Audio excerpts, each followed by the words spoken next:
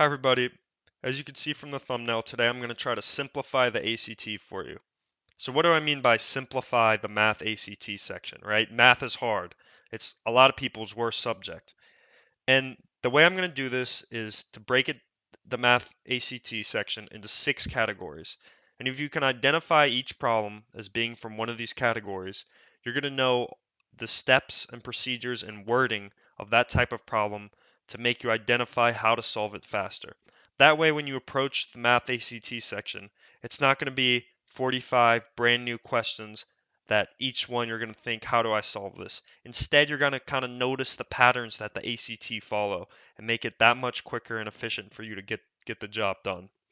So the 6 categories I'm going to talk about are geometry, trigonometry, probability, word problems, algebra, and then advanced and miscellaneous topics. So I'm going to be going over each category, going through the wording of each type of problem. I'm going to be solving a problem from each category. So let's start with the geometry category. I'm going to read this problem and then discuss the wording and what you need to look out for when you find geometry problems.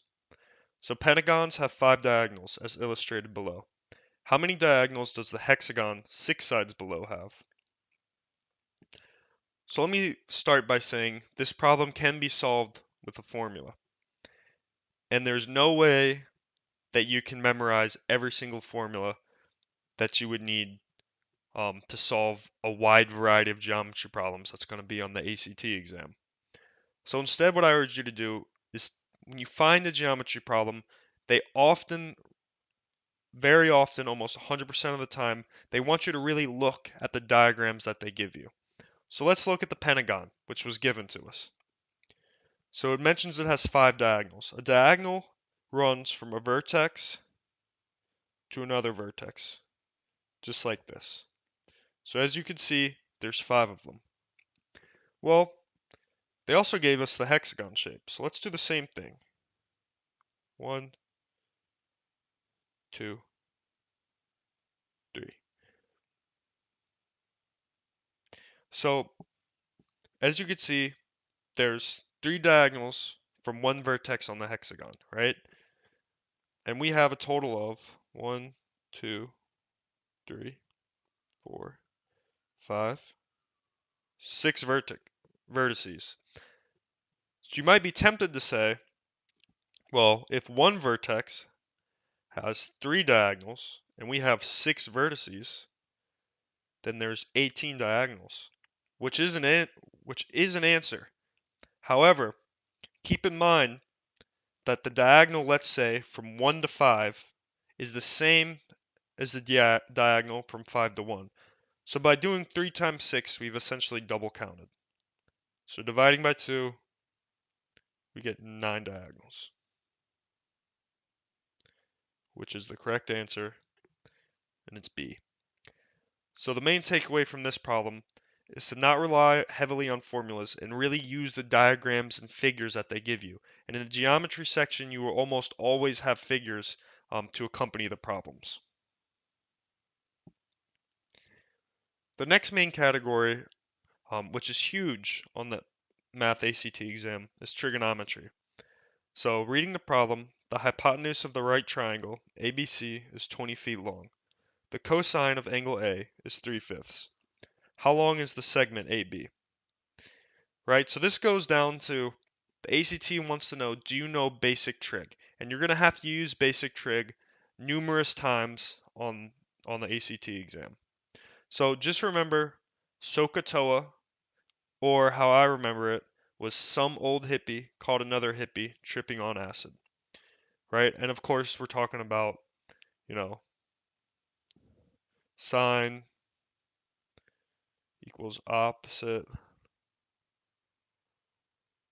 over hypotenuse, cosine equals adjacent over hypotenuse, tangent equals opposite over adjacent. Right, so you need to memorize this. However you do it, like I said, whatever acronym or saying you need to follow, You got to know that. So let's just use what we just wrote down to solve this problem. Well, this is angle A. And remember, hypotenuse is the long side. And adjacent would be the one next to angle A. That is not the long side. So we're given the cosine of the angle. So we know the cosine angle A is equal to 3/5. And we also know this is equal to adjacent over hypotenuse. And our adjacent side is segment AB, which is what we want, and our hypotenuse is 20. So simply solving for AB, we'll get 20 times 3/5,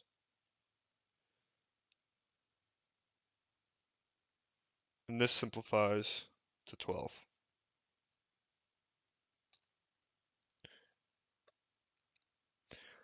So the reason I put this problem in, and the reason I wanted to highlight the trigonometry section, is that you need to know this.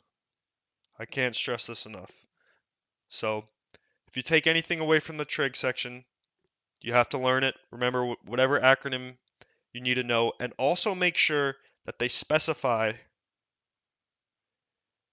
that there's a right angle. You can't just go off the diagrams. The ACT might try to trick you, right? If it doesn't specify or have this symbol letting you know there's a right triangle, you can't use this these laws. You'd have to use different laws, like maybe the law of cosine or the law of sines.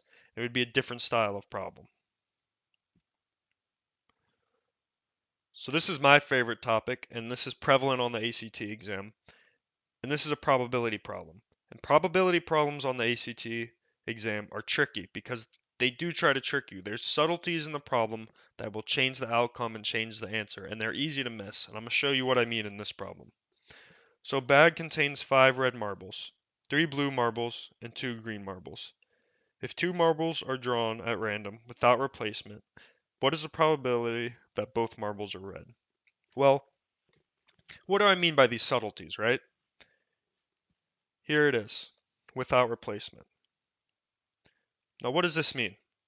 This means he draws a marble and he doesn't put it back. So there's one less marble in the bag, right? So it's pretty easy to see that there's a total of 5 plus 3 plus 2 marbles in the bag, which is 10. And that we want to know the probability that on his first pull there'll be a red marble.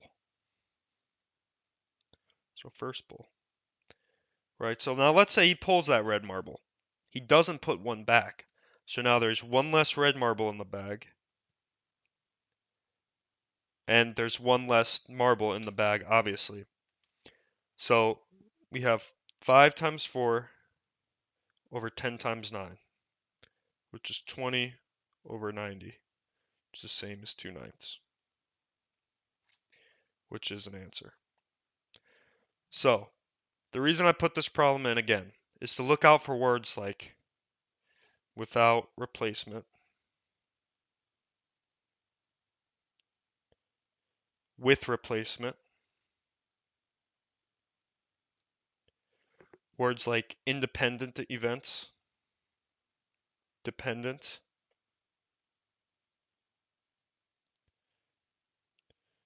given, so again, given this happens, what is the probability this will happen? If these two events are independent, what is the probability that, whatever will happen? If this is a dependent event, this will happen, right? All of these will change the outcome of your problem.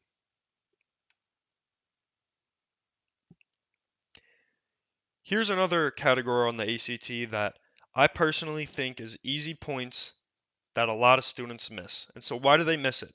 Look at this problem, right? You're under pressure, you're timed, and now you have a big word problem with a lot of information on it. And really it's designed to intimidate you. It's designed to throw a bunch of information at you when in fact it's really a simple problem. So it's designed to trick you. Don't let it. So let's read this problem and I'll show you what I mean. Sarah wants to draw a circle graph showing her friends' favorite sports. When she asked her friends their favorite sport, 45 of her friends said soccer. 20% of her friends said football. 5 said tennis. 25 said volleyball. And 5 said other sports than that were previously listed. So what is the degree of measure of the football portion of the graph? Right, so you might not even know what a circle graph is. You have all this information, what are you going to do? Let's highlight what we know. So we know it's a circle graph. We know we want the degree of measure of a football portion. We know 20% of our friends said they like football. Well, what do we know about a circle? It's 360 degrees. And we're given 20% of that like football. So that would be 0.20, which is 20%, times 360 degrees is equal to 72 degrees. And if you want, you could do this on your calculator. I use the TI-36X Pro. You could use this on the ACT, but any ACT approved calculator, you can bang that out real quick. So again, your main takeaway from any word problem you find that's lengthy and intimidating on the ACT, don't overcomplicate it. Don't overthink it. Know that there's a simple solution that's designed for you to solve, in less than a minute and 7 seconds. But the new ACT, it's 50 minutes, 45 questions on the math section. So they're designed to take roughly a minute each. Some take longer, some take shorter. But right, if you have a lot of information, it shouldn't take you over a minute to solve that problem. So now we have the algebra section, which is very prevalent on the ACT as well. And this is something that's going to come up again and again, and it's going to intertwine like a lot of categories do, with geometry problems and just overall easy points that you can get. So in the beginning of the ACT, you'll see a lot of algebra problems, and these are points that I think you need to have. Um, they're points designed to boost your grade, designed to make you take those easy points. So let's start with this. What is the slope of a line that passes through points 2, 5 and 6, 13? Right? So you might not see this exact problem, but you're going to see problems just like this, asking, what is the slope? What is the y-intercept? Things like that. That's going to be on the exam. There's going to be at least a few problems on the exam like that, and they need to be easy points. So let's solve this one. So the formula for the slope is m equals rise over run. Here, our y2 is 13, and our x1, or our y1, is 5. Our x2 is 6, and our x1 is 2. So this is 8 over 4, which is equivalent to 2. It's pretty easy points. I hope that if you do struggle with the algebra parts, you just start doing repetitive problems and you're going to get it in no time. So here's a topic called advanced or miscellaneous, and the reason I categorized it is this. So there's going to be a few topics on the ACT exam that you might not have seen being in high school. If you're taking it as a sophomore or a junior, or even a freshman, like you might not have seen these topics. Those topics could be complex or imaginary numbers, um, advanced vectors, it could be matrices, but they're topics that honestly, you know, you do your best to solve them, but if it takes you over a minute, you don't want to waste too much time. You want to hit all those other categories, put your emphasis in those, and make sure those are right. And then if you have time and you feel confident to focus on a problem like this and it doesn't take you too long, that's great. So let's do this complex number problem. So a complex number, if you don't know, is an imaginary number I, where I squared, or I times I, is equal to -1. And it's asking us the value of this expression right here. So let's approach this, even if you've never seen imaginary numbers, how you would just a normal problem. So let's multiply through. 2 times 1 minus I over 1 plus I over 1 minus I. This is equivalent to 2 minus 2I. And foiling this out, you'll get 1 minus I squared. Let's use what the test gave us. I squared is minus 1. So this is really 2 minus 2I over 1 minus a minus 1, right? Don't forget there's already a minus in front, but we still need to add this, which of course will end up being addition. So this is equivalent to 2 minus 2I over 1 plus 1, which is 2 minus 2I over 2. And that simplifies to 1 minus I, which is answer C. Okay, guys, so that was just a brief introduction to some problems.